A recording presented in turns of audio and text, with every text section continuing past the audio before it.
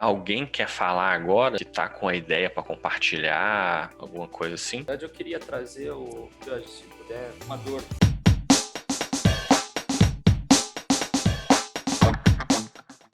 Na última cálculo que a gente fez, né? O Rafael me deu um insight muito legal de olhar muito mais para a questão da gestão em si. Até o próprio Eduardo aqui também comentou já algumas vezes, né?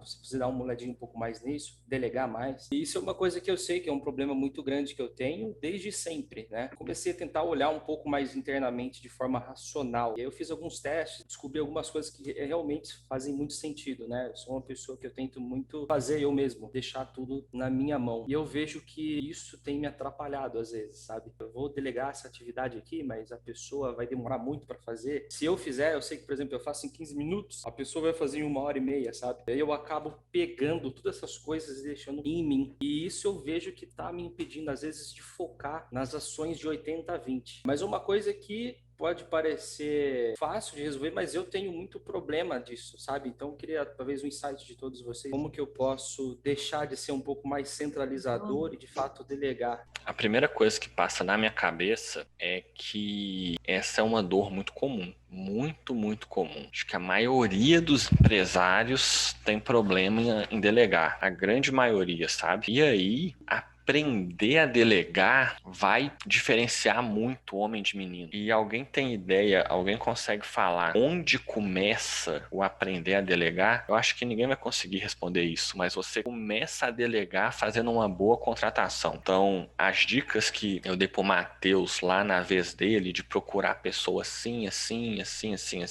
ali você já começa a delegar, ali você já começa a ter confiança em quem você está contratando. Quando você contrata bem, porque você sabe, contratei bem, então existe menos chance da pessoa errar quando eu chamar ela para fazer qualquer coisa, entendeu? Depois, o que eu faço, e eu acho que você pode fazer, que ajudou muito no meu negócio, foi criar a cultura dele. E aí, eu não sei se vocês já chegaram a ver a cultura da Gather, que às vezes eu coloco no Instagram, devo ter colocado uma vez ou outra, mas a cultura são valores que você acredita. E aí a minha cultura passa por buscamos fazer o que é bom para todo mundo, a gente não coloca o trabalho em primeiro lugar na nossa vida, mas a gente precisa ter responsabilidade para gerir a nossa flexibilidade, paramos para assistir os playoffs da Champions League, e aí vai tendo várias coisas na cultura. E você começa a contratar pessoas que se adequam a essa cultura. E é muito comum os colaboradores da empresa entrevistarem a pessoa candidata à vaga, porque vai ter uma visão além da sua se esse novo colaborador se encaixa na cultura do seu negócio, sabe? Depois de um processo de contratação bem feito, com base em uma cultura estabelecida para o seu negócio, o que eu faço é uma avaliação de competências trimestral. A cada 3 meses eu chamo meu colaborador, cada um de forma individual. Tem características que ele deve cumprir: proatividade, mente de dono, colaboração para contribuição, raciocínio analítico, ideias para marketing, etc, etc, etc. E o colaborador se dá uma nota nisso, como foi o desempenho dele nesse trimestre. E a partir dessa nota eu discuto com ele se a nota dele tá boa ou não, com a minha percepção, que é diferente da percepção dele. A gente chega numa média e ele ganha um bônus de mais um salário proporcional à nota. Então, se a pessoa ganha R$ 1.000 por mês e a nota dele foi 7, ele ganha um bônus de R$ 700. Só que como que é o cálculo? Quando você vai contratar alguém, você já pensa no seu ticket anual que você quer gastar com aquela pessoa e divide por 15. E esse vai ser o salário dela. Por que 15 e não 16? Porque a pessoa sempre vai tirar 8, 8,5,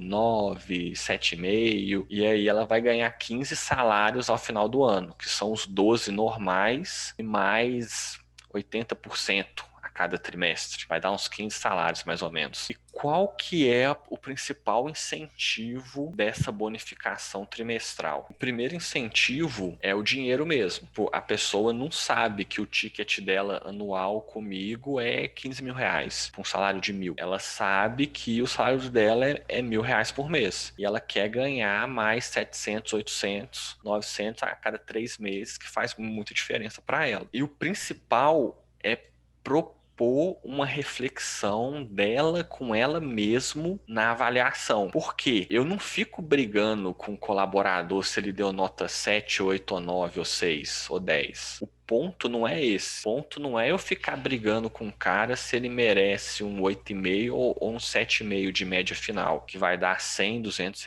a mais de bônus. O ponto é fazer o cara parar e refletir sobre o trabalho dele. E aí ele parando e refletindo, ele começa a consertar erros. E aí eu sempre separo tipo uma, duas coisas no máximo para eu pontuar em relação àquele trimestre. E o resto é ele falando e refletindo. É quase como um tratamento de psicólogo. A pessoa vai falando, falando e pensando com ela mesma, e eu vou direcionando o pensamento dela, e ponto final. Então, o delegar bem não é tipo assim, eu bato no peito, eu tenho confiança no meu funcionário, que ele vai trabalhar bem e ponto final. Não é. É todo um sistema que passa pela contratação, pela cultura, pela avaliação de desempenhos, pelo bônus, que vai te gerar confiança em delegar. E aí é óbvio, tipo, que uma coisa que você faria em 1 hora, um cara que ganha R$ 1.000 por mês, ele vai fazer em 2, 3. Isso é óbvio. Só que mesmo assim vale muito a pena você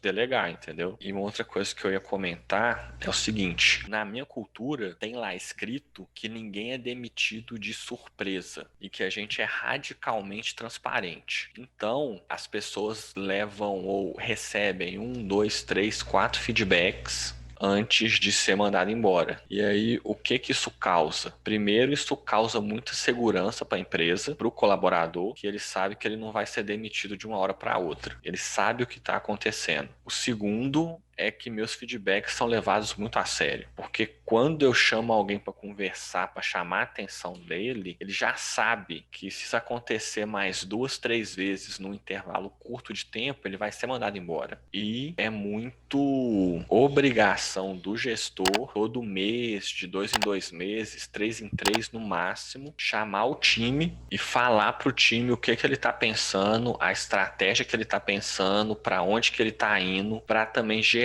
segurança no time, entendeu? É uma relação mútua de confiança. Eles têm que confiar em você também. Você tem que ser o líder que eles confiam. Cara, que obrigado pelo insight, de verdade.